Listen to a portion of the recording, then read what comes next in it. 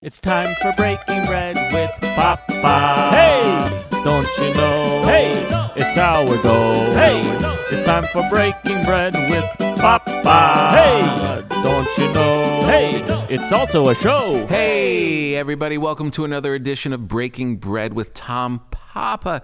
You guys are the best. Thanks for coming along. Thanks for being a part of this beautiful table. We have a great show for you guys today.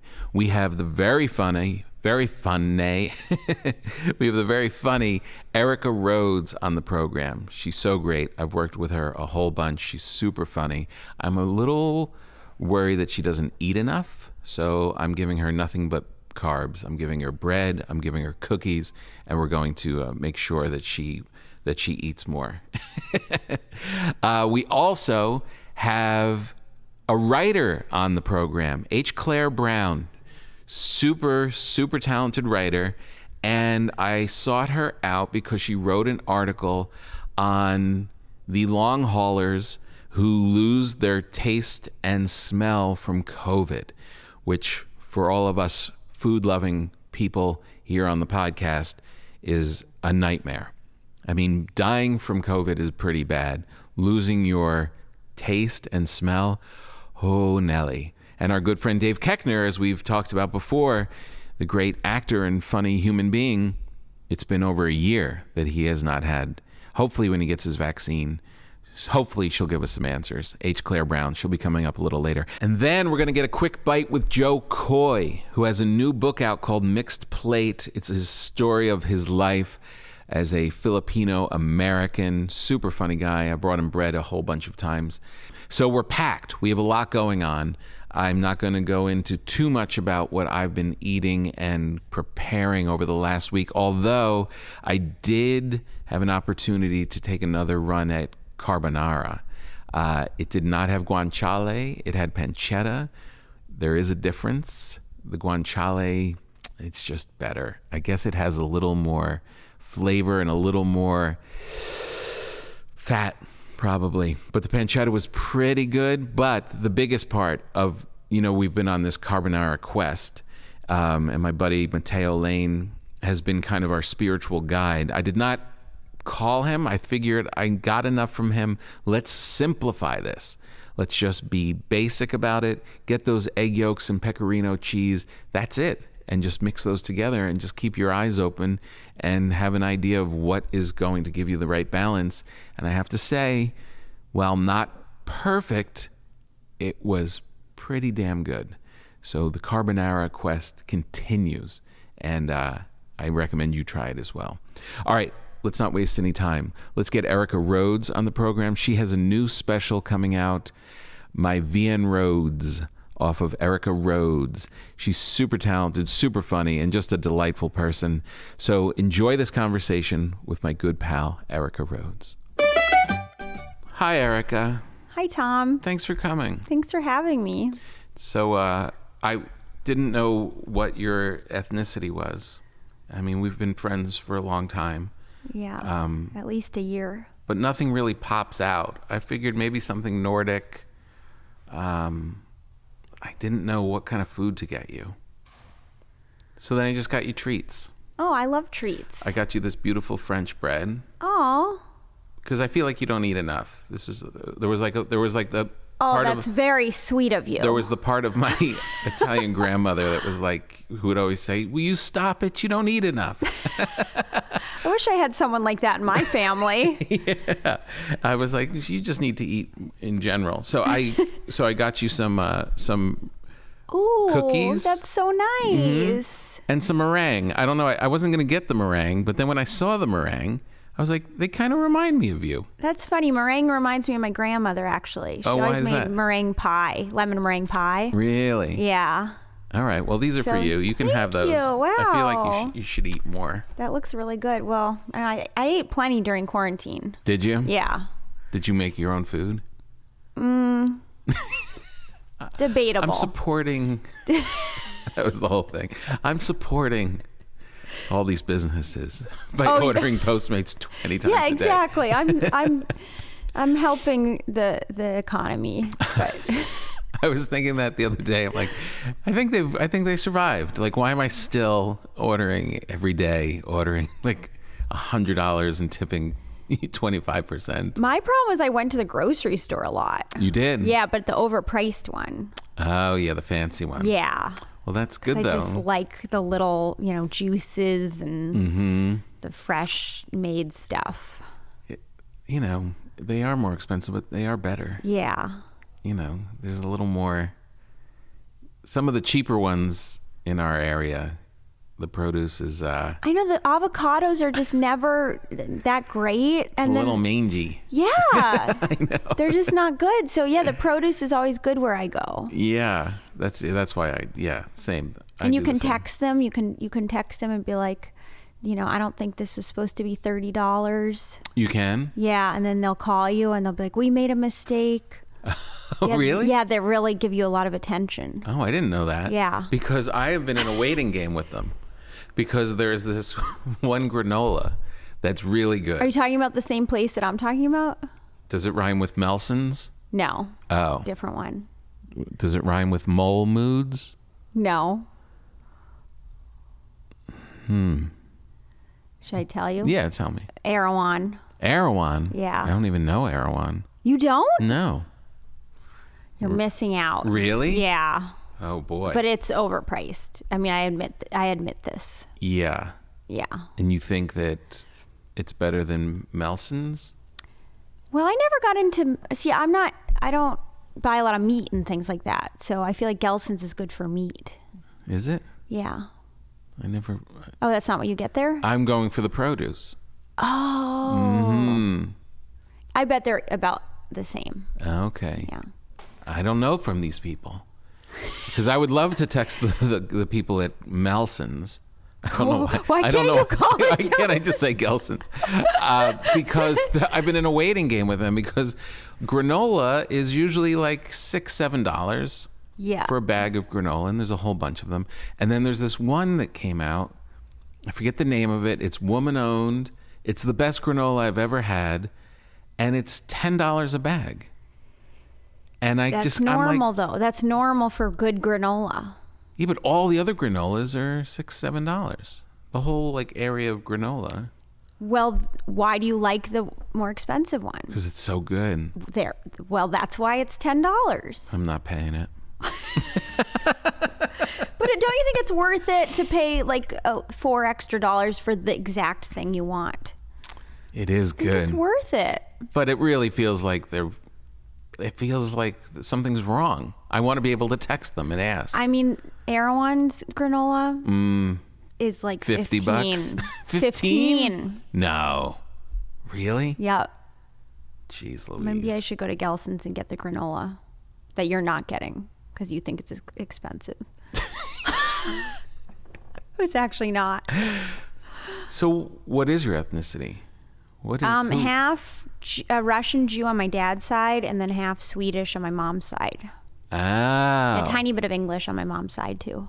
Oh. That's a fun combo. So what was the food in your house? Choose your own adventure. Mom didn't cook.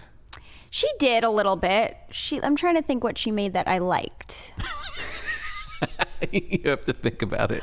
No, she made things that were good. She on holiday she made spinach balls, which were I think that's Swedish influenced. Okay. Really good spinach balls. Spinach balls, like a meatball with spinach. Well, no, no meat. Yeah, no meat because she's a pescatarian, and so then I turned pescatarian later too. You did? Yeah, so I don't eat meat. When did you? Fish. How old? 21. Mm-hmm. Why? I just never really liked meat, and then I ate chicken once, and I was just like, eh. What am I doing? I dated 2 guys who were vegetarians back to back too, so that probably influenced me and my mom. Right. But no problem with the fish. No, I love fish. You do? I love salmon. It's like one of my favorite foods. I ordered a thing of salmon during the pandemic. It's like a giant box of salmon from Norway. And it's great. And it comes in these little individual things. But you do reach a point where you start to see salmon in your dreams. Really? Yeah. Wait, is it smoked salmon or is it just... No, it's just these little fillets, and then you just cook them. Now, how do you want. recommend cooking salmon? Because that's one thing I'd like to learn how, and I'm not good at it because I always overcook it, and I don't really have a proper oven. So how would you cook it over the stove? What do you mean by a proper oven? I don't have one.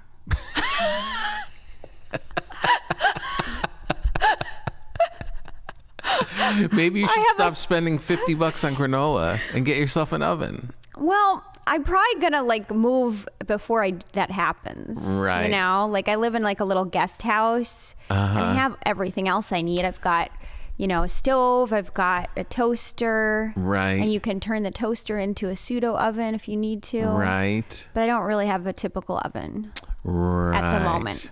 How long you been in this guest house? A year. A year? Mm-hmm. I think you were moving.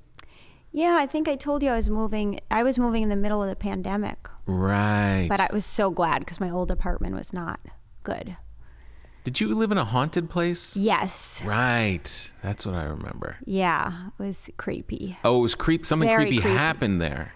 Yes, someone committed suicide. In that apartment?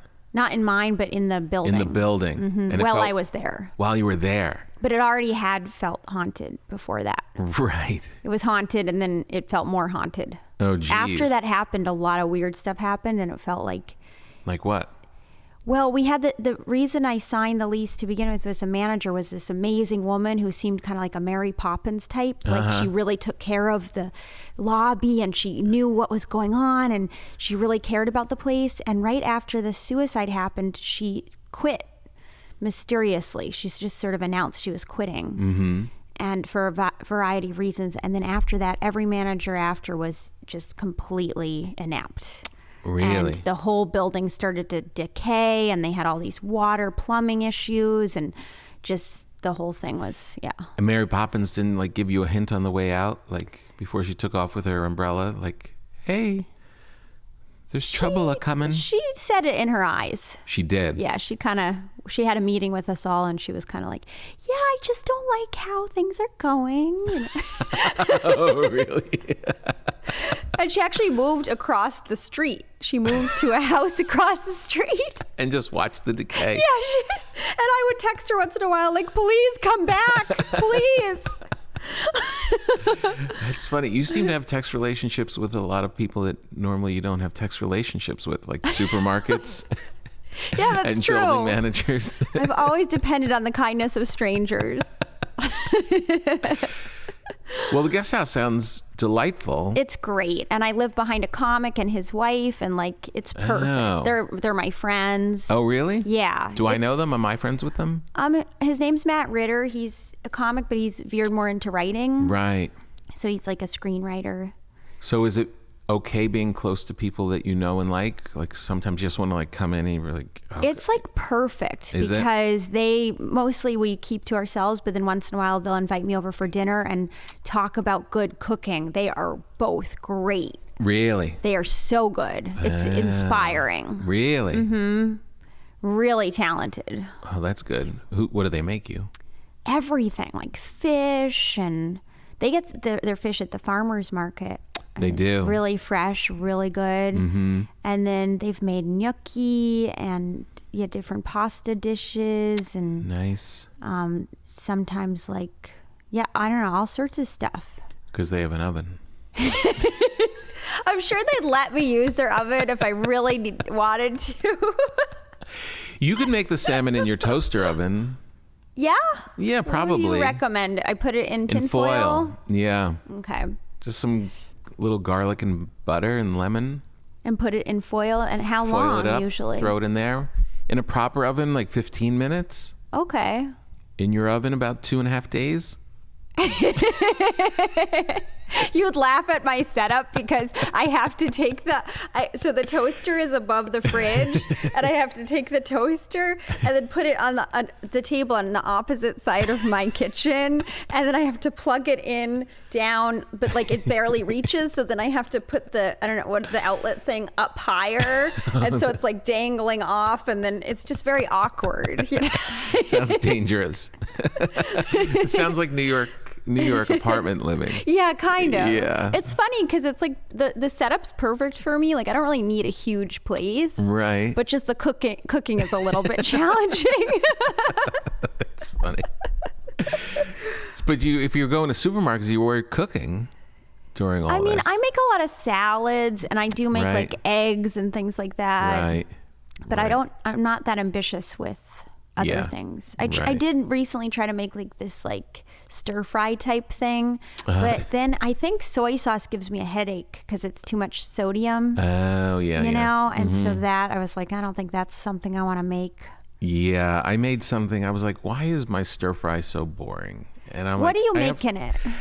Just like usually just tofu and broccoli and that sounds great. Rice and but it was like I could just tell that from everyone in the house, like, all right, stir fry night.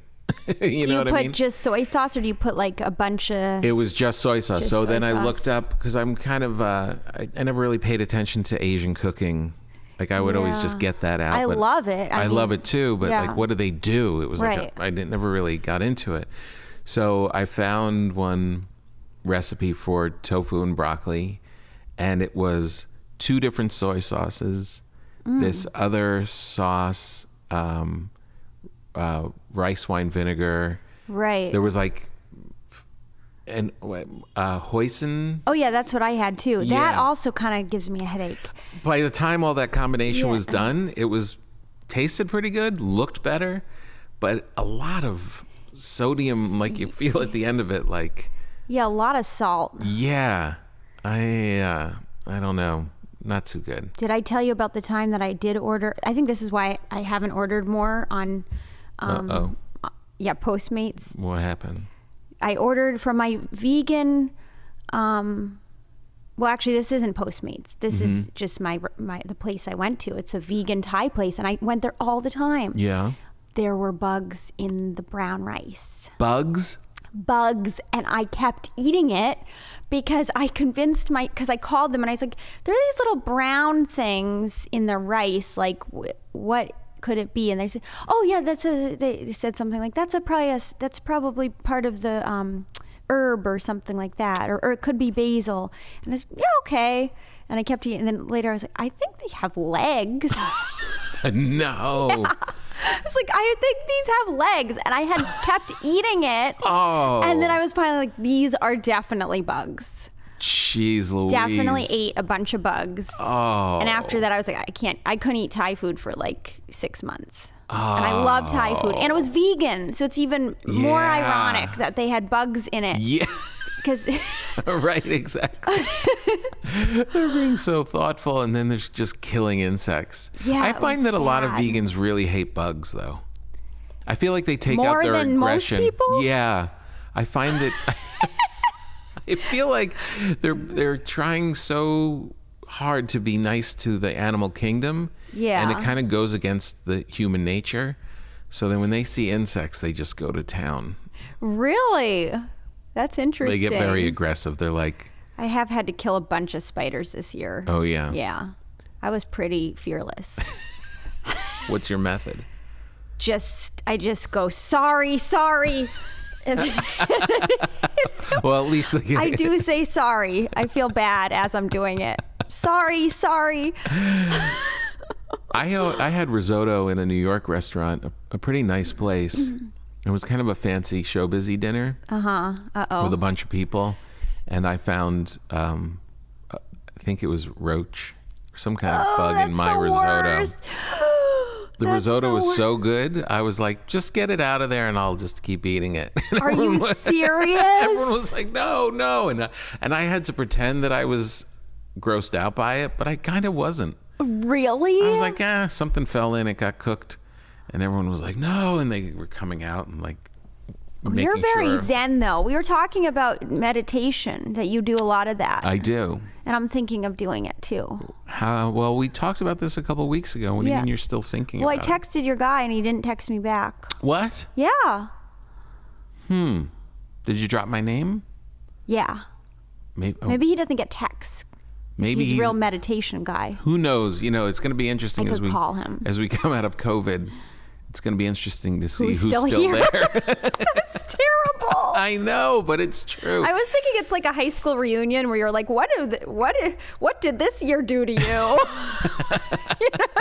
It's like an entire, lifespan went by, and it's like, what did life do to you this year? Yeah. We're all coming out like everyone looks a little bit shell shocked. Yeah, they're just like a little different. I saw Alec Baldwin had some like long post on his Instagram last night.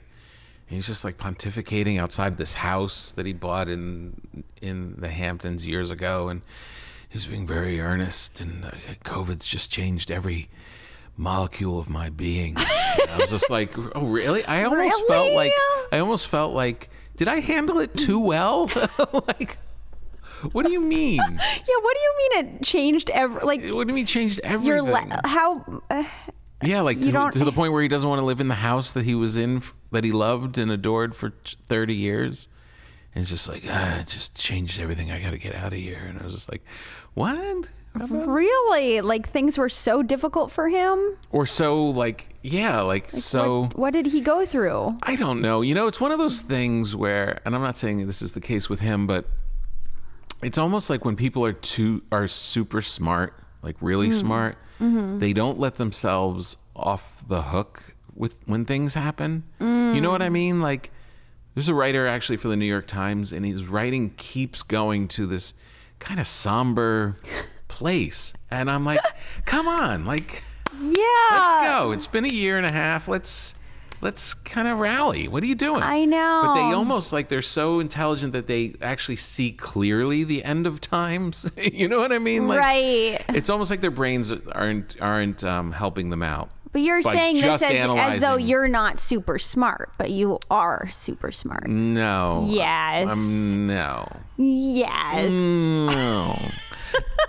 I have enough dumbness in me to be like, or naivete, or just hopefulness. Yeah, well, but hope isn't a bad. That shouldn't just be attributed to people who aren't as smart. No, that should be a sort of like human nature quality, like about perseverance. Should be a little bit more. Yeah. Like about someone who wants to rise above it. Oh, I rather think than like, oh, I don't know what's going on. Yeah. Well, look, I do. Don't you think that it's you're better off just being like, well, yeah, analytically, this is very impactful in a lot of lives or whatever, and maybe it does mean like the end of everything that we knew, but there has to be an element of just blissful ignorance, and it's not even. And like, or maybe even. That's my phone. Oh, is it? I thought it's a cool ring. It is. I think it's just a generic ring. Is it? Yeah. Sorry, that's very unprofessional. I like it. It's fine. That's Hope calling. Maybe it's Alec Baldwin calling. But no, I think that it's. Like you're supposed to rise above it. You're supposed to find what's good or what we learned in a good, positive way, hopefully. 100%. I'm with you. I think that those people are too complicated. Haven't you met people that are just too... Oh, yeah. And I feel like I get in that mode sometimes, too. You do? But, yeah. But then I also have that naive side of me that can sort of shut everything out.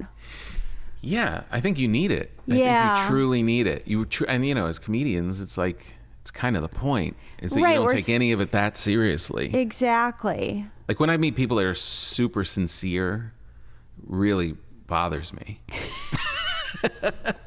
Really, like in their relationships, and they're just like want to discuss how they're doing in that their was a funny thing about Clubhouse. Did you ever go on Clubhouse? No. The app that like they invented just in time before we opened up again. Oh, was that the one where everyone was just speaking? Audio. Yeah, it's just audio, and you would go into these rooms and you would just hear people so serious about everything. You just like, how is like there'd be no humor at all. It would be like, this is why this is what you need to do in Hollywood. Like there's a lot of like advice stuff and no humor, not at all. Why? It's just sad. Do you think that's how most people live? Yes. I mean, I'm afraid so.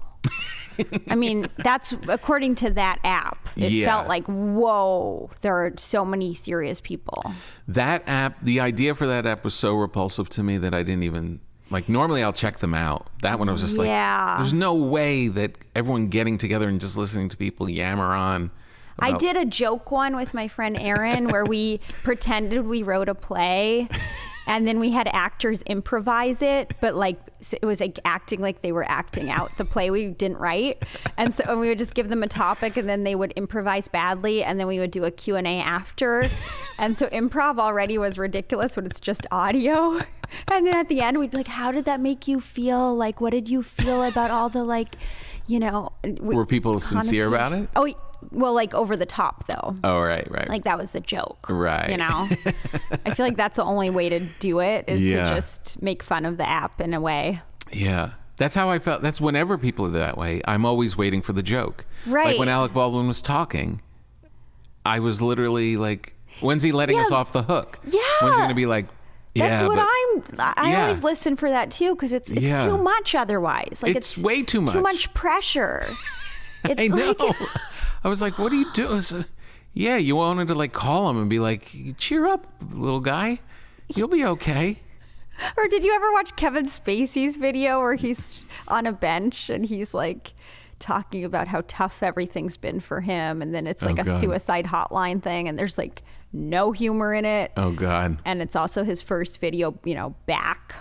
Oh, and was that the one? And he's still doing like the accent of the character he was playing? Yeah, something like, and it was just so serious. You're like, you really need an outlet, don't you? Like, you really need this. Yeah. I don't understand I just know it would not be healthy for me to walk around like not seeing what the laugh is in all of it. Yeah. You know? There's always a laugh. Yeah. Eventually. But there was definitely a lot of people during this whole time that were that way. And like, well, the COVID's just, it's like, who's gotten more affected than us? Like live performing, you know what I mean? Yeah. Oh, it's so hard. Poor Alec Baldwin. And he's in his yard and you like see the house behind him. It's like this gorgeous big house, this huge farmland. And you're like, are we supposed to feel sad for you? Like, poor Alec Baldwin. What's happening? Oh my gosh, that's depressing. Yeah. Yeah. Because he's a funny guy. So I was just waiting for I don't know. I also feel like something's going on. When people post that much directly into the camera. Yeah, it's weird. I feel like they're more lonely than they should be. You know what I mean? Oh, it's a cry for help. A little bit. They're like, is anyone out there? Do you see me? Yeah. There's people I know in that house, but I'm going to talk to you instead. That's what I always have a theory about social media that people are like actually subconsciously just talking to one person they know all the time. Like every time they post, it's like aimed subconsciously at like somebody. Right. Even if it's like a metaphorical, like it's like a person that represents a thing. Like they're not really talking to everyone, because if you actually thought you were talking to all the people that follow you or watch you, then you'd be a lot more careful what you say. Right. They're just talking to whoever. Yeah, they're just thinking of that one person, and it's kind of aimed at that person. So maybe he was like, his video was like aimed at someone. Yeah. Dad, are you out there? You know? You're right. Yeah. Oh, the constant analyzing of what your mental state is troubling. Yeah, well, that's why I think the meditation thing's interesting, because I think the whole point of that is to like not get so attached to your thoughts or your feelings. Like it doesn't matter that much. No, exactly. You know? Yeah. Like, oh, I'm so upset that he didn't text you back. Oh, you told me. Well, I was going to try calling him because I thought maybe that would be a better method, because I don't know. Or maybe he changed his phone number. How weird that a transcendental meditation person is causing you stress. Well, he's causing you stress. I was fine. Now he's causing me stress. But I do want to do trans because, you know, when somebody gave me sort of a, you know, quick rundown of how it works, and I tried it, even though I was cheating, I know, because you need to go and do the thing. Well, And I just tried it with the meditation, with the thing they gave me, the mantra they gave me. Yeah. I was like, the way that they teach it is different than any other method. It is. It's much more creative. And easier. Yes. It's more simple. Yes. That's the big thing. Like, I always messed around with it, like from college on, reading in books and hearing from people of like different ways of meditating. Like one was sit, like, it's too complicated. One was like picture yourself sitting on the bottom of a river, in the riverbed, like under the water. And your thoughts are contained in these bubbles that are rising up to the surface. And just watch them as they go up to the surface. And then your next thing is thinking about your mom. And you see that bubble and just watch it go all the way. I'm in water. I'm underneath. I'm not breathing. I'm watching bubbles with my mom in it. I don't know what's happening. It's too many visuals. It's too much. Way too much. Way too much. TM is just so simple. Yes, that's what I love about it. When I tried it, like... Yeah. And I like that it tells you, it doesn't do that thing where it says, let it go. It says, it actually says follow it. Right? Follow your thoughts. Don't try not to think it. And like angrily bring yourself back from having these random thoughts. Or like, you're going to have random thoughts. Exactly. But I love the idea of like following it. Where does it go? And then you get into this uncensored place creatively where you're like, oh, I've got all these ideas. And and it's very interesting. Sometimes your mind will be really racy and it will go through all of this, but invariably at some point during the 20 minutes you just realize that they've kind of stopped or they've gotten you've explored all of them. Because sometimes your brain just has to go work out all of this stuff, but it's that thing of not being like dragging yourself back to not thinking. That never works. Because then I get into judgment, like, why can't I not think? And I can't stop That's thinking. what everyone does. Yeah, everyone. And then you hate it, And then you don't want to do yourself. it. Yeah, you hate. Yeah, it's not. Yeah. I don't think it's intuitive at all. Like It's the way they normally not. teach meditation. So that's why I liked the idea of TM. It's also the most effective. Whatever it is, it's just like I can't really analyze exactly why but I know that how I feel throughout the rest of my day Is better. it just works. Where the other ones were like, it was good in the moment, or I feel like a little bit more relaxed or something. This is just has long-term effects on your days. Yeah. When you initially joined, did you go somewhere in LA or did you go? In LA. Yeah. Did you go to a plate? With this guy who I gave you the number. Huh. I went and met with him. Oh. And where'd you get his number from? From a friend. Oh. Who had gone. I hope he's okay. I do too. You're like, he swims with dolphins. He sounds so cool. I know, he swims with dolphins. And he and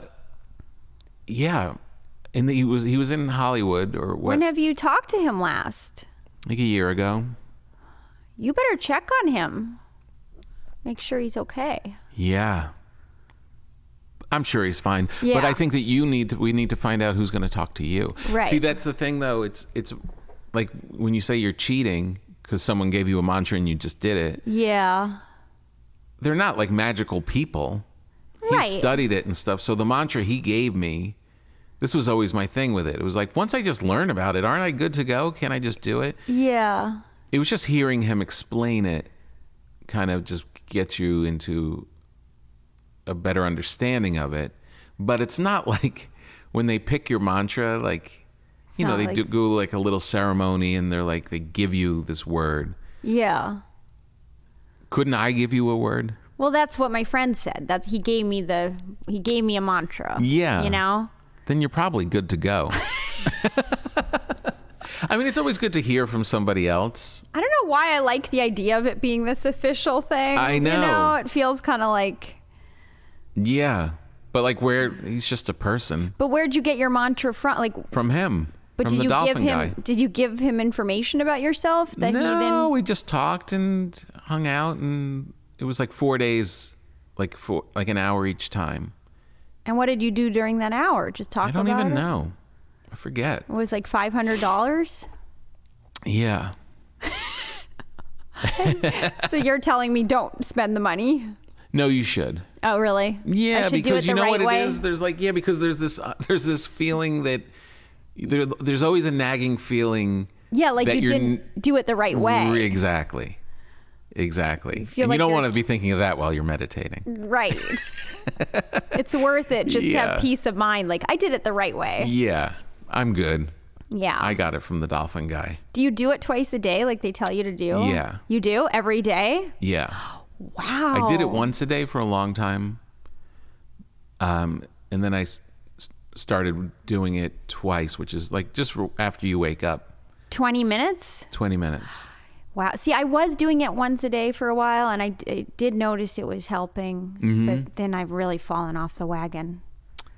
I've only missed 2 days since I started. What? Mm-hmm.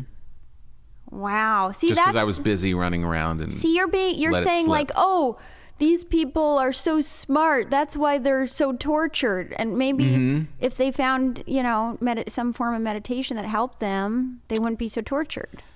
Yeah. No, but I think that their brains, look, I'm not saying that they're better than us. I think they're worse off than us. Like I've seen people end up dead because their brains couldn't shut off. You know what I mean? Like, No, I know, but you're attributing it to like an intelligence thing. And I'm saying it's unhinged intelligence. It's intelligence that Unharnessed. Unharnessed, yeah. yeah, Unhinged. unhinged. What are you reading now? What am I reading? Because you turned me on to Oh yeah, the Moscow book, Gentleman in Gentleman Moscow. in Moscow. Which was so good. Isn't It was it? one of my favorite books in the last couple of years. It is such a good book. So good. Did you read the other one by him, Amber Tolls? I have not. Is that Amber Tolls? Amor Tolls. Right. He's such a good writer. The Rules of Civility. No, have you read that? I did. You did? It's not as good as Moscow, in my opinion. But I love being in a hotel, so I like the idea of someone. Yeah, being I trapped love in the a hotel. description. Yeah. And you can feel the claustrophobia, sort of. You can feel like, oh, you can't leave. And But also liking it. yeah. And I loved the girl Nina. Yeah. I just it was beautiful. Popping up in the secret It took me a rooms. little while to get into it in the beginning. It was a little bit Yeah. descriptive at the beginning, and then it just took off, and it's such a beautifully written book. And Civility is the same thing. It has those same elements. They both kind of have that thing of like the cleanliness or the accuracy of the dialogue of like when you watch like old movies. Yes. Like every social interaction is so clean. Yes. We start it, we have a funny back and forth, and then someone always just wraps up the conversation in the perfect way. Yeah. Well, that'll be wonderful. Exactly. Erica, I'll see you and they just out. Yes. It's like, oh, like they know whatever, an uncomfortable situation, Yeah. a romantic one, a fight, whatever it is, they're just always, the dialogue is so crisp and you feel like life is orderly. Right. And I felt like that's what he captured in those books. Yeah, I wonder how you learn how to write like that in this age, because it's so stylistically different than what we normally are exposed to. It's so different. Yeah. It's not like movies now, and it's not like books now. So he must read a lot of classic fiction. Right. I know. There is that thing. And sometimes I try and impart that in my own life of like there's a real benefit to manners that have been taught and passed on. Like there's just follow those rules and you'll get through it rather than just being at like in a conversation and just saying something awkward and walking off. Like it's like, no, if you just follow the rules of how you're supposed to say hello and goodbye, it actually, we need it. Right. We're hairy clods. We don't know, like follow the rules. Yeah, it is. There's something kind of nice about it. 100%. When a writer captures that. But it's hard to live that way. Oh, yeah. Like even I've been trying to toast. Like have a moment of like a toast, like if you're with some friends and you'll be like, think of something to say that would be a good little toast at this moment. Right. I can't tell you how no one has the patience for, like, as soon as I raise a glass, I'll be like, a toast. Cheers. Blah, blah, blah. Oh, no. Yeah, it's a very difficult thing to get a toast in because we're not in that rhythm. It isn't that thing. Yeah. So when you raise a glass, people immediately hit the glass? Yeah, they're just like, weird. A toast. Cheers, cheers. Blah, blah, blah. Oh, no. Or you start to make a toast. I like to make a toast to Erica. Cheers. Ting, ting, ting, ting. I didn't even say why we're toasting Erica yet. Yeah, that's terrible. Yeah. But I think that's what his books are why they're so enjoyable is it's slowing this everything down. It's giving a little kind of mannerly way to. So anyway, what are you reading now? Anything? Well, I kept trying to read Billy Budd, and I am just not having luck with that. My dad told me to read it because he read like 73 classic novels and wrote a one-line synopsis of each. Right. And so when he was dying, I was like, "What do you recommend I read?" And he's like, "Billy Budd." And then he's like, "Poor Billy, poor Billy." And I was like, "Yeah." I was like, "Really? I should read Billy Budd?" He's like, "Yeah." Was that his favorite?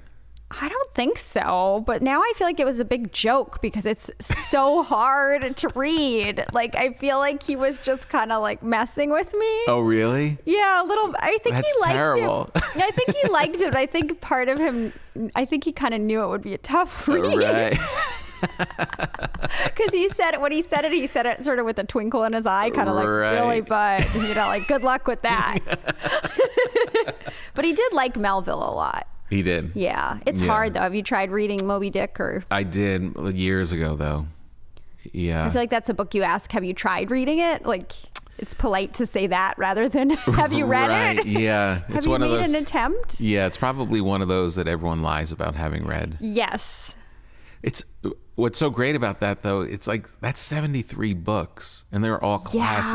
Yeah, it's amazing. I mean, and then you roll into like a Barnes and Noble, and you're like, you pick up the latest whatever. Yeah, that's one thing my mom said that was nice about my dad, which is she's like, he never wasted time on things that weren't great. Like, he didn't listen to music that wasn't great. Right. He didn't read books that weren't great. He just went straight for the best of everything. So smart. Yeah, he didn't waste time. I'm going through that with my daughter right now, who's in a Kardashian run.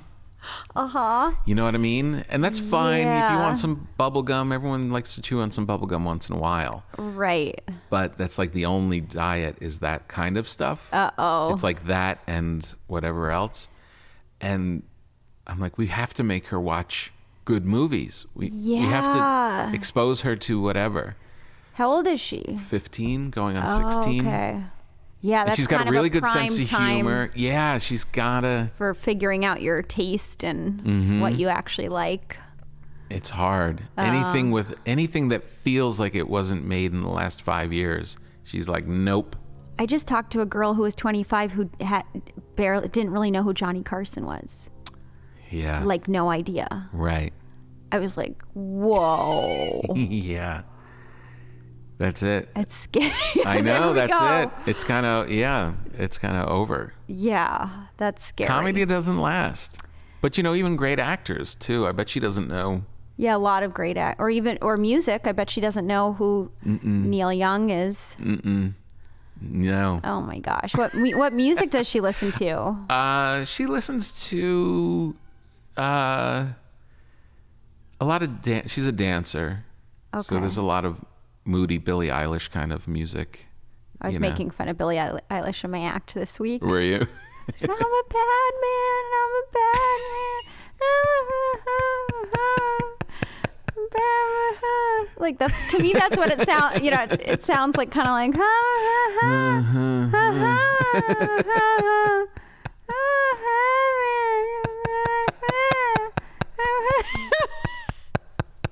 I was like, this It's is true. the biggest pop star of our generation, of this generation. They're so and moody. but it's not really singing either. It's not like a sound that like hits me. Yeah. Like, it's not like a like. It hits a teenage girl though.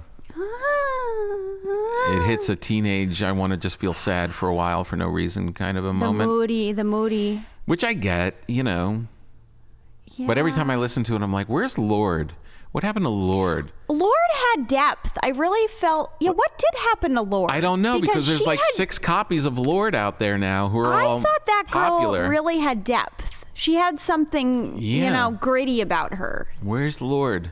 What happened to Lord? She's just throwing darts at a Billie Eilish dartboard or something right now.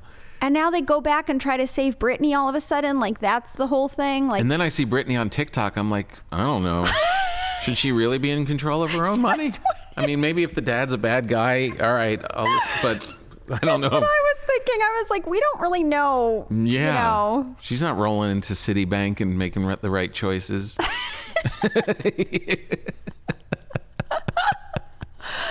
Yeah, it's like if we're not saving a previous pop star, then like, can they still have a career? Like, can she just be a singer, or does she have to?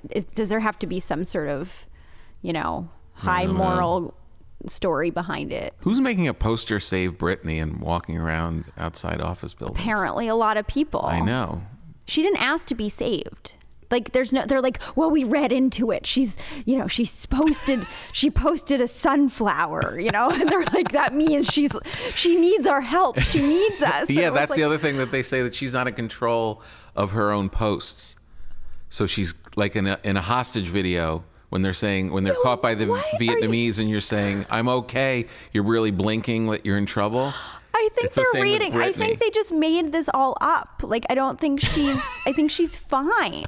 Like, I think she wanted to take a break, and maybe there's some issues with her dad.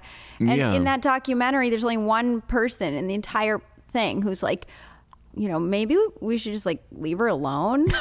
Right. That was like Michael Moore, and it was like, maybe we should still leave her alone. Right. Maybe we should be making documentaries about her now. Yeah, if she wanted them to make a documentary, she would have been in it. Yeah. She didn't. She clearly had no desire to take any part in this.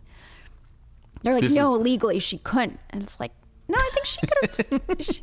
And then there's her friend from like when she was 12 is on it. She's like, I'm on camera. Like, that's so exciting. I know, right? Exactly. Oh my gosh. Oh my God. Yeah, I knew her when she was 5. She is very talented. You know who didn't watch that documentary? You. Your dad. My dad. Exactly. There's no way he would have watched that documentary. He would not have watched it. No. He's reading Billy Budd for the 3rd time. Yes.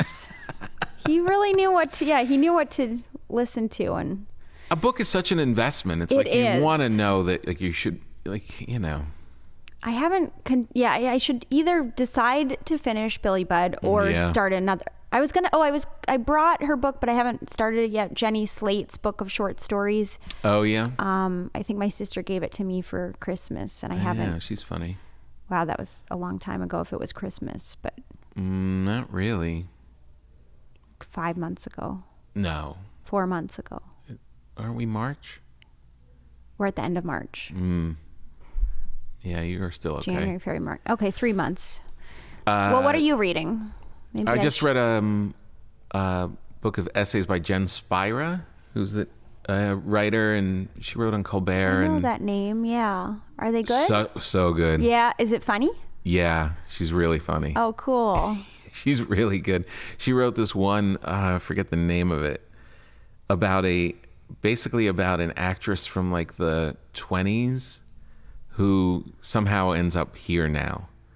And she's like this tough, brassy broad who knows that you gotta sleep with the studio head, and she's saying all things inappropriate things about every ethnic group, and she's just that woman from that time and is here now, and it's just and totally so funny. Out of place. Totally out of place and offending everyone, but learning that some of the stuff, maybe I don't have to have oral sex with a studio head.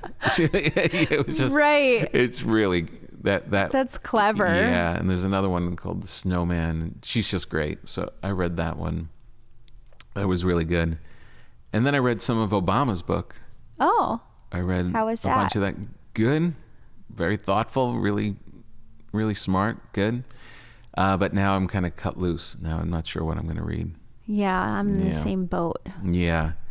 I feel like I've read Sedaris had... I like Sedaris. So funny. Yeah. And then he recommended these 2 writers, so I read them. But I feel like I should read like...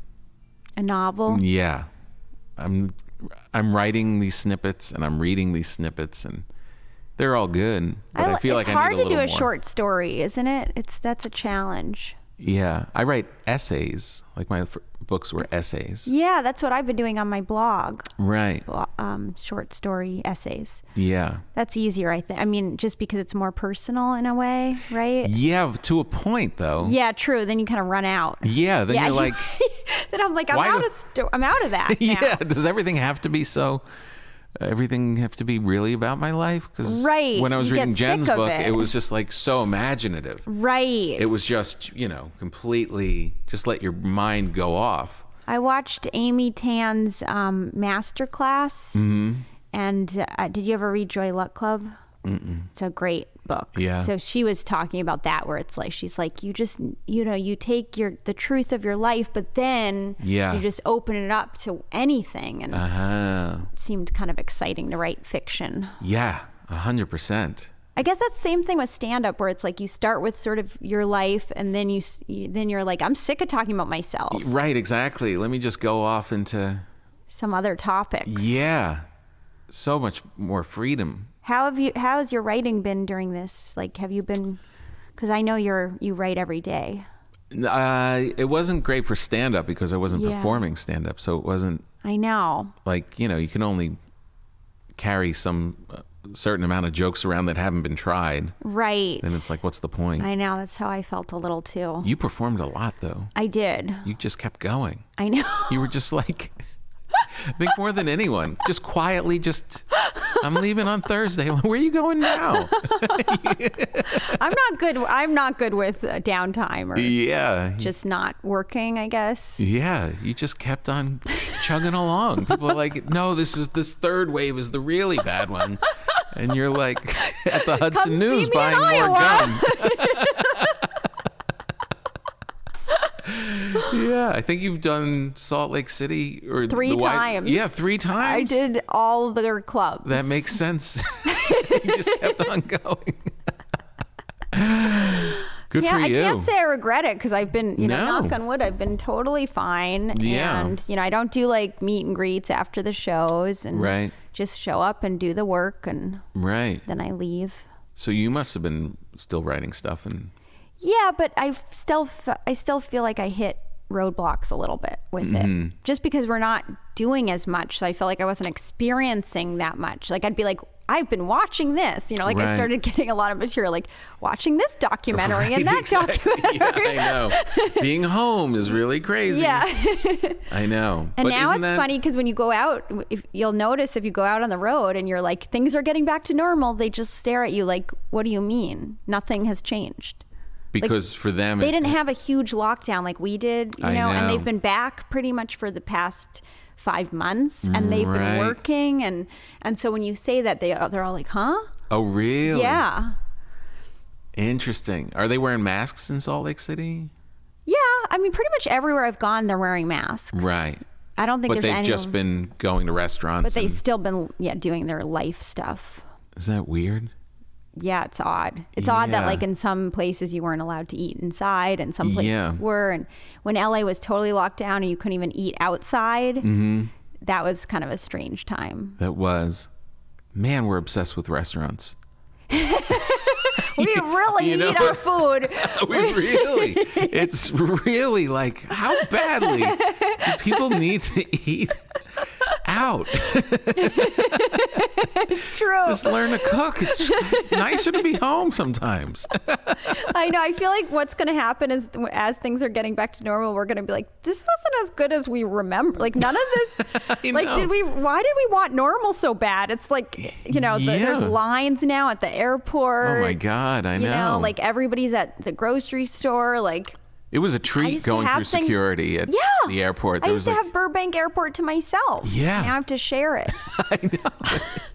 It really is that, like, all right, you want everyone to come back? Okay. Yeah, I don't. I'd rather just keep traveling without all that. Yeah. There's no way around it, though. I know. It's coming. I know. But, man, when we did that show together in Burbank. That was fun. It was fun. That was like one of the first shows, like, locally I had done. Yeah. And you were like, I almost feel like I've got to be quiet that I'm performing on the road, because the people that weren't going. It was the people that weren't going that were millionaires already, who were like, people shouldn't be performing. Yeah. It's like, what?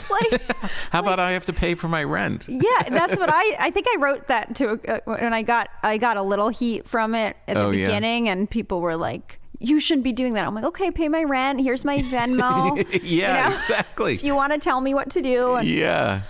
There's a club in a city that's deemed it safe. Why shouldn't I be there performing? And I did, I had to prepare that special, and I wanted to run some stuff in places. So when's the special come out? April 13th. April 13th. Yeah. All right. It's close. This is perfect. Up. Yeah. That's good. Yeah. Thanks for having me. Yeah. I wasn't syncing it up for that, but it's pretty timely. Yeah. It's convenient. Yeah, that's great. You feeling pretty good? Yeah, I think. Yeah. I feel great. I think I'm just tough on myself. So there's It's always anxiety. things I'm like, oh, I wish I did this differently or that differently. But you wait to make a special, like you walk around when you're not doing it, thinking, I want to put a special out. Right. Then as soon as you do it, you're like, oh, is anyone going to watch it? Yeah. Don't watch it. Yeah, exactly. And then they watch it and you're like, oh, they like it? Okay, everybody watch it. Yeah, right. Yeah. I remember when my album came out, I was shocked that anyone listened to it. Like, I was just like, oh, really? You're listening to it? Oh, whoa, people are listening to it. I just did this for myself. Yeah, I thought I would just do it and it would just kind of fade, It was kind of shocking that. Well, it's good. You worked hard on it. Yeah, and you gave me good advice before. You were like, slow down. I could have slowed down even more, but... Well, that was hard. I mean, you're outside. I know. It's very different performing for cars. I think I'm almost there where I will have gotten through the pandemic without not performing for cars. Yeah. Did you do Zoom though? I did a couple Zooms. Yeah. And then I would do you liked doing the one where you couldn't hear the audience? No. That's tough. Did not like that. I just did tough. one, the same Rush Ticks who we did Dr. Katz with. I did one with them the night before Dr. Katz. I was scared to do a show with them because I need to hear the audience. I can't. Well, they let you hear the audience. Oh, they do? They're the best one. Oh, okay. Because I could hear, they turned the mics on for like 20 people. Oh, good. And then you could hear it, which was such a difference because I did one for Gilda's Club and the tech was wonky and I couldn't hear it.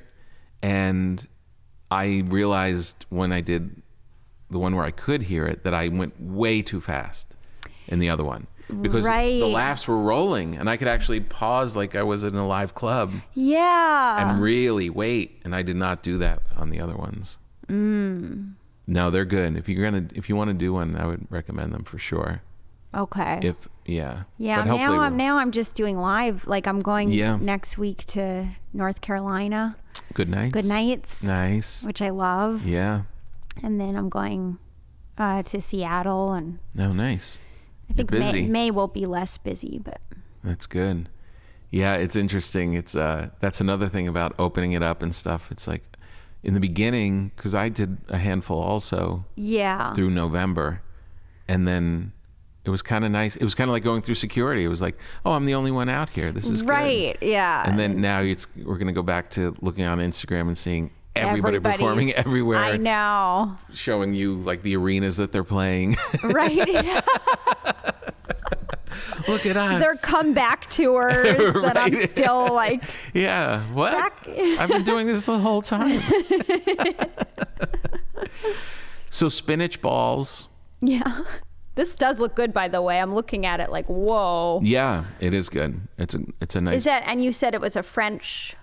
It's a French bread. French bread. Which is pretty much a white bread, and then you've got cookies. Wow. And now you don't have to cook tonight. This is amazing. Do you have good butter? Probably you go to that fancy place. Yeah, but sometimes I get the vegan butter, which is not good butter. It's good on toast, though. True. I'm gonna take out my toaster for this. This is a special Plug day. it in. Get those books on, put it on top, get a couple extension cords. You'll be making toast in no time. Sometimes I'll like notice what I'm actually, the way I actually live. And if someone saw it, they'd just be like, what is she doing? And I'm like perfectly happy doing that. But it just looked like from the outside, it would look insane. Yeah. Like pulling it out, or put it there, then pull this up. Then It's not good. I did get a really nice coffee maker though, and that has made You did? all the difference in my life. Really? The kind that grinds the beans and then, does the whole thing. And it's like an espresso thing or a pour over thing? No, it's like it's pour over, but like you can use full beans, so Ooh, it that's doesn't. good. Yeah, That really makes a huge it difference. really does. Just smelling that in the morning? yes, Oh. it is the best feeling in the world. It really is. It completely changes everything. Yeah, because I'll put it on and then I'll shower and then I'll come out and my whole apartment will smell like coffee. It's like heaven. The best. There's I spoke to a writer who's going to be on this episode actually. Oh, who? H. Claire Brown, and she wrote a whole article on the people that lose their sense of taste and smell from COVID for like a year. That's tough. And one of the things that's really offensive to them is the smell of coffee. It smells like rubber. There's like a process. It's the same as browning meat and coffee being turned into coffee from the bean. Yeah. That element, when the heat gets to that certain point, which is so the best feeling of your life Yeah. for these poor people, it's like one of the worst. Jeez. I was convinced I had COVID. Like I was one of those people who was like, I got it already last year.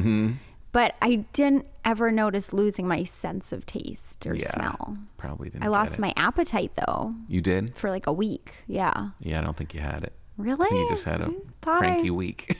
No, I was like pretty sick though. Did you get a antibody test? No, because by the time they were doing that, it would have been too late. They said it only shows up after like a month or so, or a couple weeks. A friend of mine has had it really early, and she still has the antibodies. Really?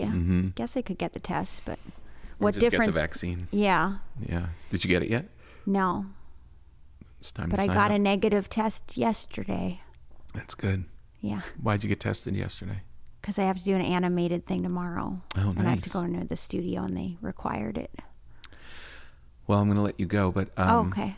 the continued success. You've been really kicking butt. Oh, thanks, We do have to get you Tom. TM. That's our project. We have to Yes. get you TM. I hope this was funny enough. I feel like I was doing what you said you don't like, which is being very earnest. No, I thought we had a lot of laughs. Yeah? Yeah. Okay. What were we so serious about? I don't think so. Were we Like I was serious? kind of serious. That was as serious as we get. Being We're still uncomfortable. Being concerned about how serious I was. Right, exactly. But wait, there was something else I wanted to mention. You're going to get TM. Yes. You're going to eat all your cookies. Yes, these look amazing. Do you want one? Oh, that's what I wanted to tell you. One of the best meals on the road ever when we were in Cleveland. Oh my gosh, it was so good. What did we order again? But everything was... I was going to ask you that. What did we order? I don't know. We had great wine. Did we order a fish thing? I don't think so. Maybe. Are you going to go back to Cleveland at some point? I am. That restaurant is is gone. closed. Talk about the COVID thing. You got to find out where that chef went, though. I talked to him on my radio show. You did? Yes. How Lola. many shows do you have, Tom? I don't know. Like, I'm doing your other show in like a week. I have a lot of shows. What are you going to do when you're not performing? I know. No, you're always busy. I'm singing a Billie Eilish song about myself. Oh, yeah. Will you do it? Got a show. No, but that restaurant's gone. And That's sad. Yeah, Michael, I'm spacing on his name, Lola. It was one of the first like really great restaurants in Cleveland Oh, during this wow. current run. And yeah, it's done. What's your favorite restaurant in LA? It was Madeo, which was this great Italian place, classic Italian place down below Beverly. And they're redoing that whole building. So it's moved to another location. And it's not the same. There's a great Italian restaurant on Larchmont. Oh, yeah? Have you ever been to any of those restaurants? Mm-mm. It's Italian. I think the pasta felt very homemade and everything. Oh, yeah? It's really good. There's another one in Culver City that's a really good Italian restaurant. It's like Panzanella's in the Valley is really good. But yeah, I haven't been out, I haven't been going to a lot of places. You haven't eaten out much? Not too much. I've only gone out maybe 3 times this whole time. Yeah. Yeah. I know. It's always weird to be like sitting in a crummy version of the restaurant on the curb. Yeah. It's like, what? I don't know. I know there's something kind of nice about it. Depending on the curb. Yeah, depending on which curb. Depending on the curb. Yeah, exactly. Because a friend of mine stayed by a bus stop and almost got hit by a bus. Oh, no. Yeah. I was like, well, is this worth having appetizers out? No. Not really. Just stay home and wait for it to move inside. Yep. Yeah. Yeah. All right. Well, you're the best. You are too, Tom. Thanks Good luck so with much. Billy Budd. Thank you. Yeah. I just realized we talked about Billie Eilish and Billy Budd. Oh, Lots this is of the Billy Billies. program. Yeah, the Billy theme. But I will try to finish Billy, but it is not a long book. It's just, you posted your dad's list of those 73? Yeah, it's such a good list. Yeah. Did you read any of it? Because I remember seeing the list and I'll thinking this send is a it to great you. guide. Yeah. It's so clever. And everything's just summed up in one phrase. That's so great. It's very clever. Yeah, send that along because I remember Okay. seeing it and thinking this would be a good guide. Yeah, it's Because a good cause list. it's nice to read stuff that's new and like what's going on, but it's Right. also those classic ones are just I know. you just like you said, like he didn't waste time. You feel like better when you're right. done with Your them. brain feels different. Yeah, which we could use. You should read Joy Luck Club, actually. That's a great book. I'm too busy. All right, thanks, Erica. Thanks, Tom. And now, an interview with H. Claire Brown. She is a writer. She's written for a lot of things. I found her article in The Counter, which is a really good food-based site. They talk about all different issues about where we get our food, how we get our food, all of the politics and troubles involved with the things that just seem to appear on our plates. But there's so much going on in the mechanisms behind it all. But we're going to start off speaking specifically about Anosmia, these poor people that have lost their taste and smell from COVID and don't get it back. So enjoy this interview with H. Claire Brown. Hi, Oh, hi.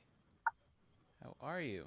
I'm well. How are you? Good. Thanks for doing this. Of course. Where are you? You're in Brooklyn? I am. They just announced everyone will be eligible for the vaccine next Tuesday, so it's a good day. Wow, that's great. I just got my second one yesterday. Oh, how you feeling? I feel good now.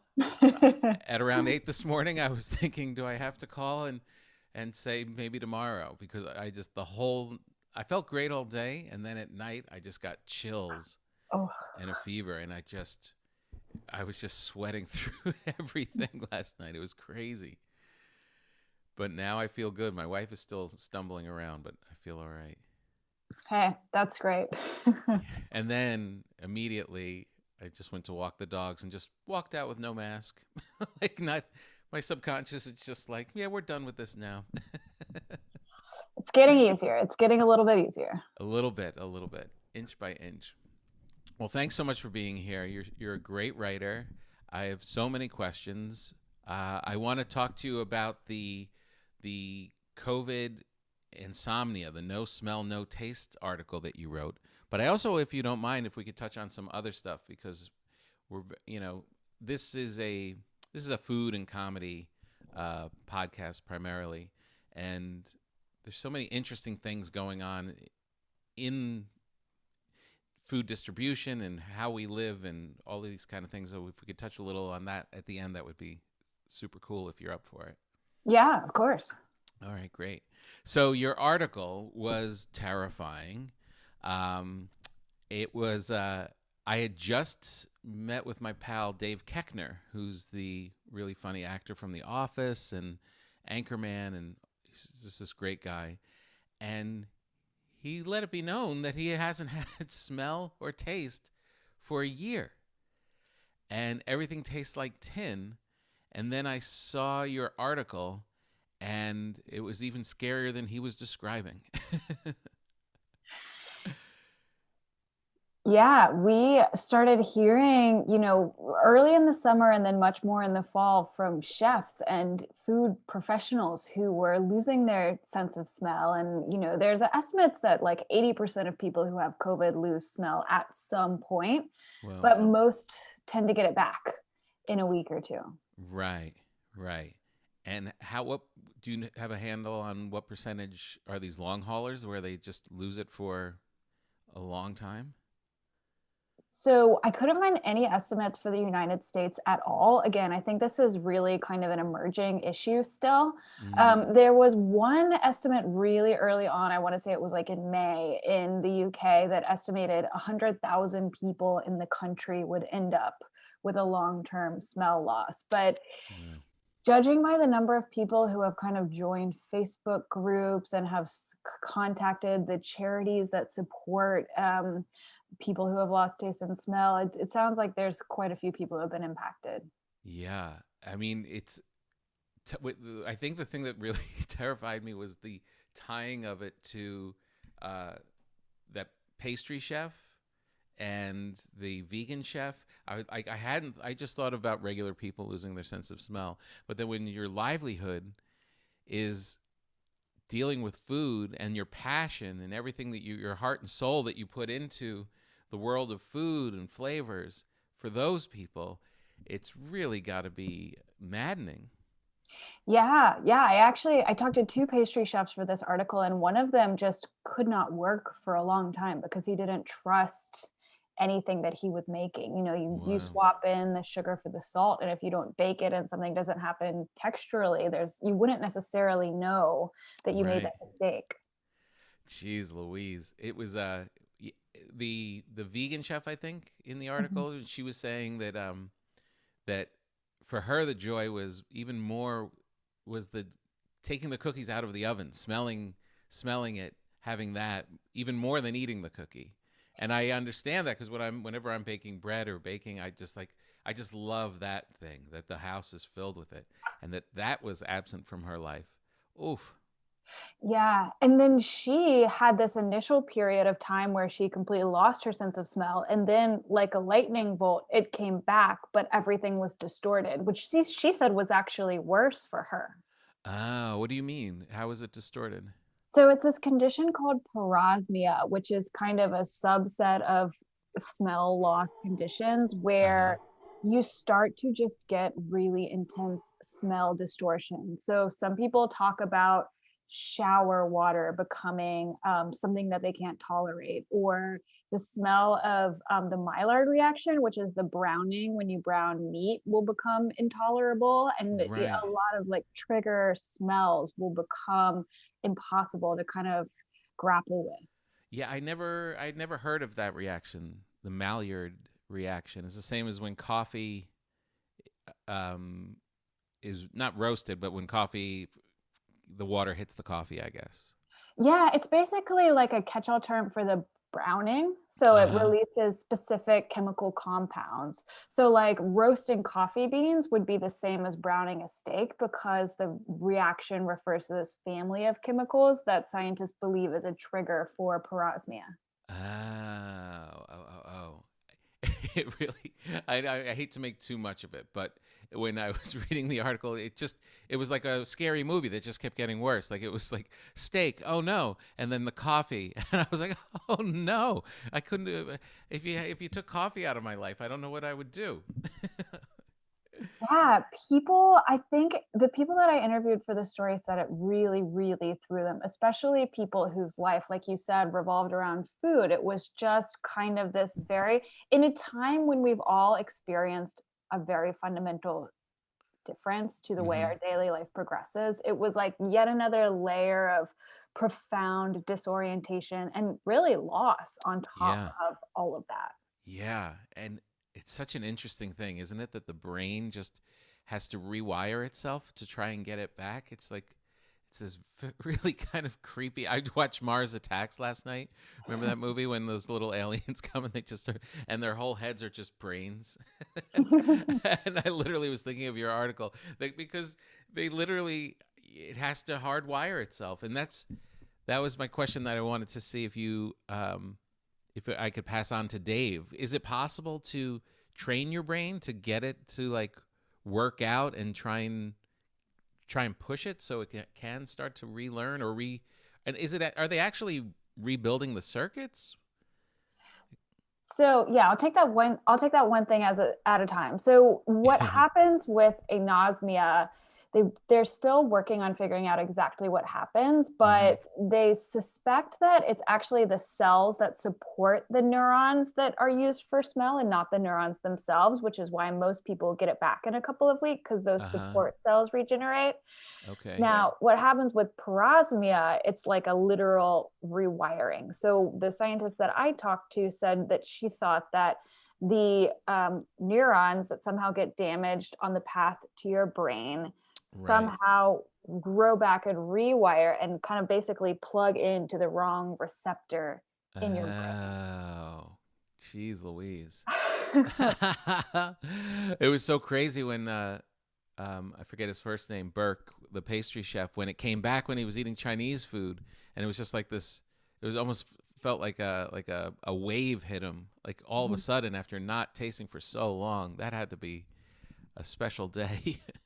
Yeah, and I think that wave is really emotional too, right? It had been, I think for him, it was 4 or 5 months total of just this incredible, and he had a lot of other long COVID symptoms too. So it was just this very, very difficult stretch of time. And then Thanksgiving weekend, boom, it was like, we're going to get through this. Yeah. Oh man. Well, I hope that I keep sending Dave anything I can find. I'm like, I found these essential oils, and I'm like, I want you to use your nose like Rocky and just keep smelling each one every day. Well, it's funny you say that. That's like the one treatment that doctors really do recommend. It's called smell training. Oh, really? Yeah. And basically, you just take essential oils, or some people take spices, and you kind of there's a lot of recommendations online about how to actually smell. But the theory is that you're stimulating those neurons, and that it's not going to hurt to do something like that. Right, right. Yeah, I'm like, I want you to put your nose in a sweatsuit, do some stretching, and get out there and train it, because it's really he doesn't seem too mentally distraught by it, but everything tastes like tin. Everything is it's just an absence of it. He's not going crazy from it, but he's just not enjoying it as much. Yeah. I talked to a portrait artist who said that it felt like the world had lost color. Oh yeah, that's exactly what I would think. I'm so glad I got the vaccine. Oh man! So why did you start? How did you start writing about food? Was it something that always interested you, or did it just kind of happen that you started to get more jobs that were in that department and you kind of went down that, or do you have a passion for food? Yeah, I was always really interested in food, and I kind of worked on farms for a few months, realized I'm way too lazy for that kind of work. Where did you do that? I did a stint in Virginia, and then I actually did foraging for like wild mushrooms and stuff in Vermont for a month or two. Wow. Yeah, and it's just, I don't like nature quite enough. You really do have to love it. It's intense work. So you figured I'll just go write about this stuff. It wasn't quite that direct, but eventually, yeah. Yeah. So when we talk about this there's kind of like this movement in America and pretty much globally, but we'll just deal with America, with these smaller farms, whether they're producing meat, or whether they're producing these wheat farms, or just this sustainable ways to kind of connect a community back to the roots. And it always seems to me so noble, and always seems so instinctually correct. It seems like, well, we have these giant corporations, which I know you kind of need, because there's 7 billion people looking for lunch at the same time every day. So there's got to be some way to satisfy that. But then this other model of like using, just being a little more thoughtful and from the consumer end of it, and then these small farms and providers working into kind of like this little ecosystem. But is it economically sustainable that we can go back to these small farms that feed a smaller part of the population, or is it just daydreaming?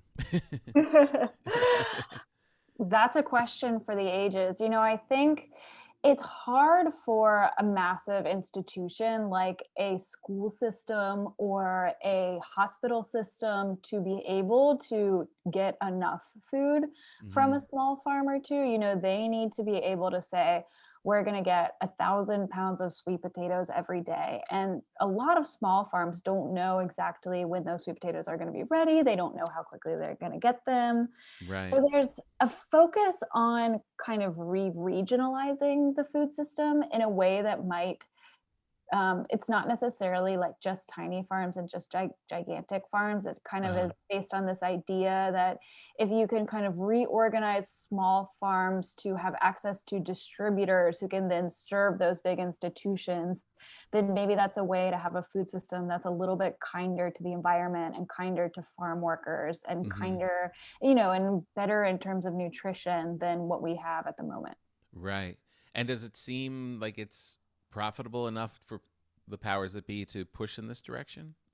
That's an ongoing conversation. One of the biggest things we're reporting on right now is climate change, right? So the USDA gives these gigantic subsidies to lots and lots of farms. I think it was in the tens of billions of dollars during the Trump administration. And in the past, those have come with virtually no strings attached.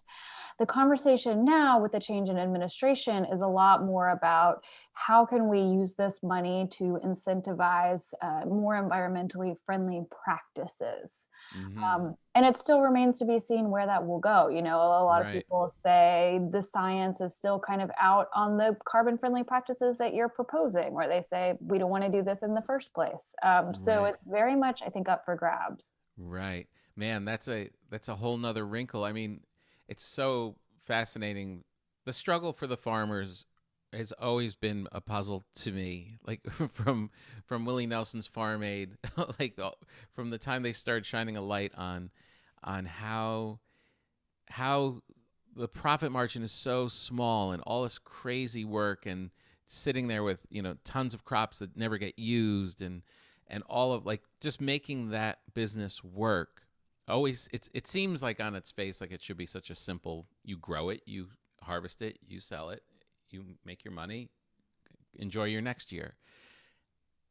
It's more complex than that. And then to throw the climate change, the environmental practices on top of that, I could see a lot of these farmers spitting tobacco out of the corner of their mouth like, you want me to do what now? Yeah, I wish I had the statistic in front of me, but it's something like the amount of $1 that you spend on food that makes it back to the farm is so tiny now. It used to be much simpler, farmer sells to grocery store. Now it's farmer sends to packager or processor, sends to distributor, sends to blah, blah, blah. And a lot of kind of money gets eaten up in that process. Right. What other issue besides climate change are you interested in? Do you think is going to be the conversation? Is it the workers? It seems like there's a lot of articles that you tend to shine a light on, kind of the tough practices for workers, not just in farming, but kind of all along the chain.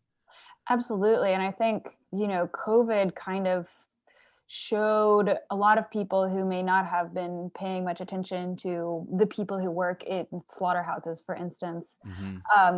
There was just so much in the news about spread at meatpacking plants and spread on farms.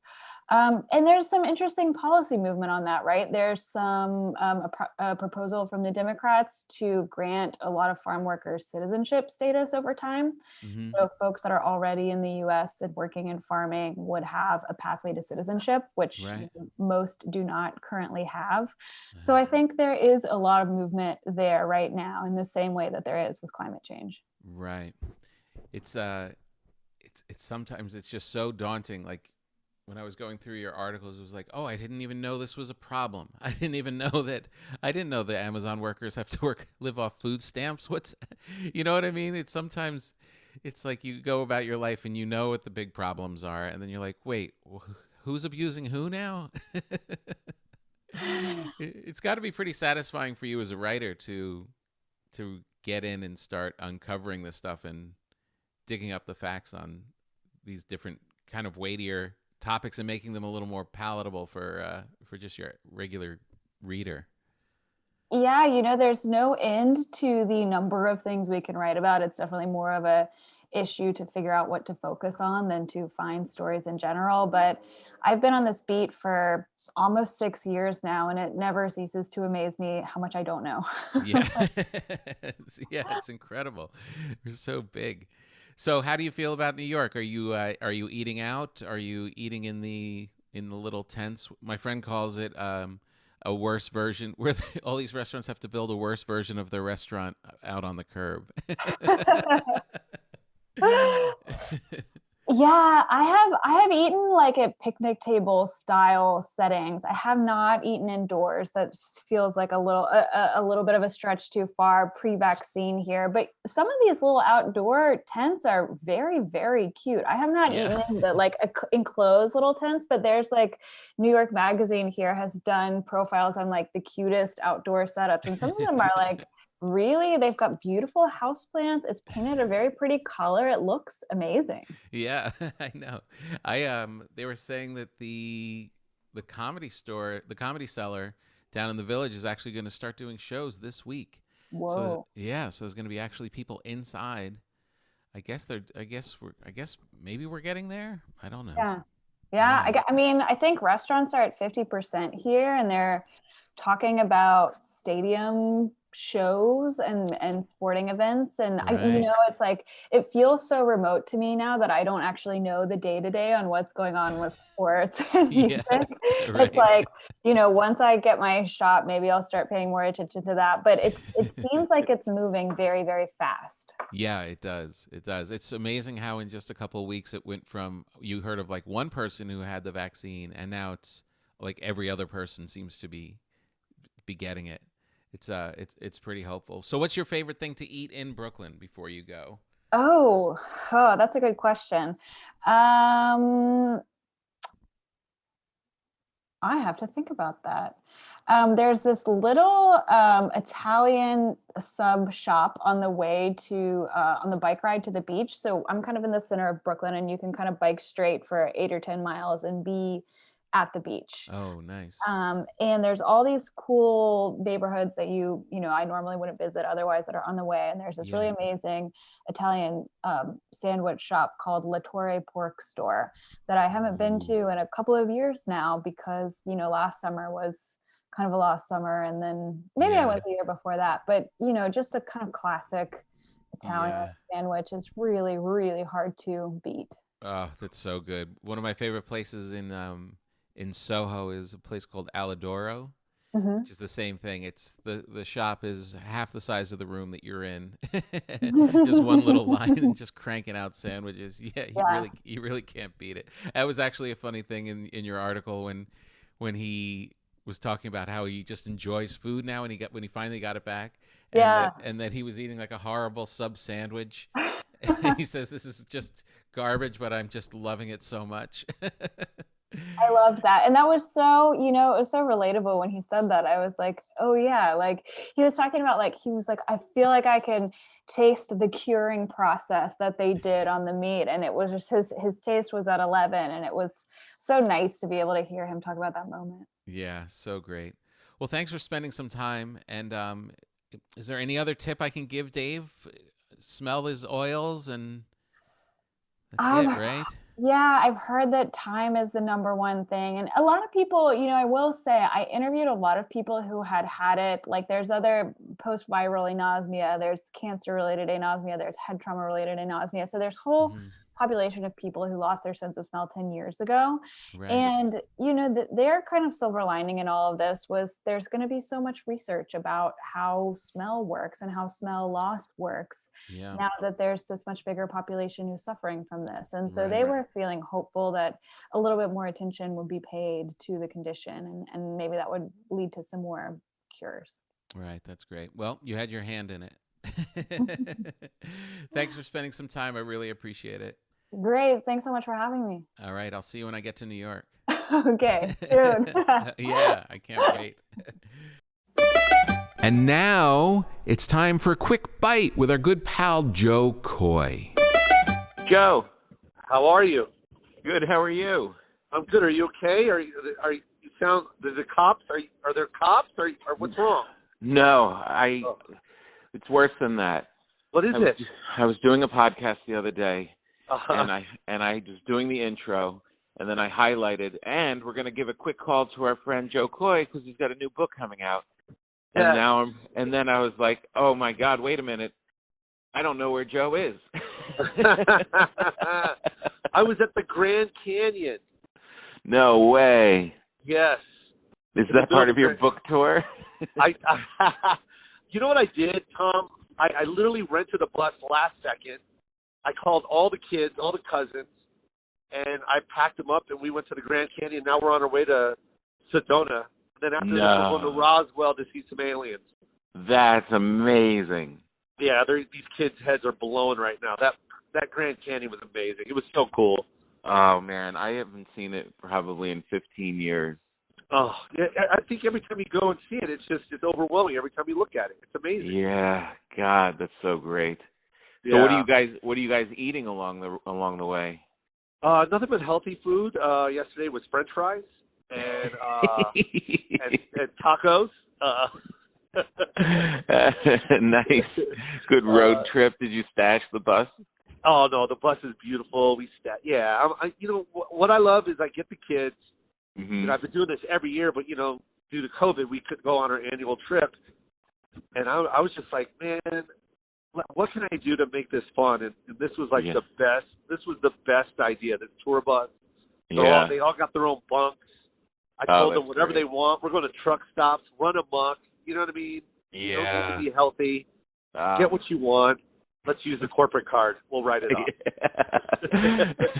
There is nothing you never feel more powerful than when you take your kids or your nieces and nephews into like a 7-Eleven and just say anything you want. Yes, you can have that $3 frozen Coke. Get it? Oh, they look at you like you're a hero. Oh yeah. So congrats on the book. The book is going really well. Oh, thank you so much. It's I can't believe it's happening. My favorite part, Tom, was going into a bookstore with my son. First time ever seeing it on a bookshelf. Yeah. I had to make sure I did it with my son. And we went in together. It was on the shelf. We grabbed them all. We signed them, and the store put stickers on it, and we left them there. It's the best. And and to see the people react, after you post it. That's what I love about social media. You just put it up, and people react. Whereas back in the day, you're like, I signed them. I hope they're not there still. And then you go back a month later, and you're like, damn, they're still there.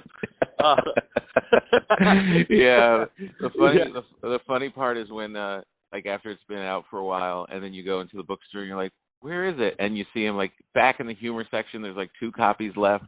Yeah. And then you got to, like, you have to grab them and bring them up to the front and stash them in front. Yeah. Oh, it's so cool. Great. But people bought them. We're sold out, man. So great. That's amazing. And who was the post? You were presenting the book to someone. It was like a friend of yours or a family member. They were like 90 years old.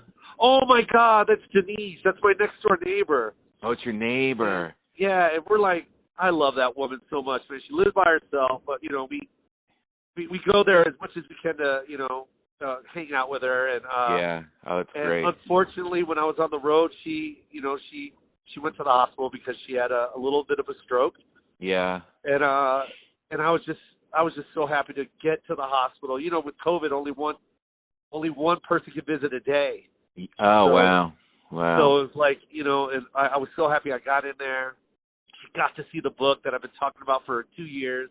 Yeah, you could tell she was so proud of you. She looked so sweet, and just the way she was caressing the book and looking at you was so great. It was great. And, she got so it got her approval because, I've been talking about it for so long, and man, she had to be in the hospital, and I was like, I hope this makes you happy, gets you out, because that's all she needs right now is that love.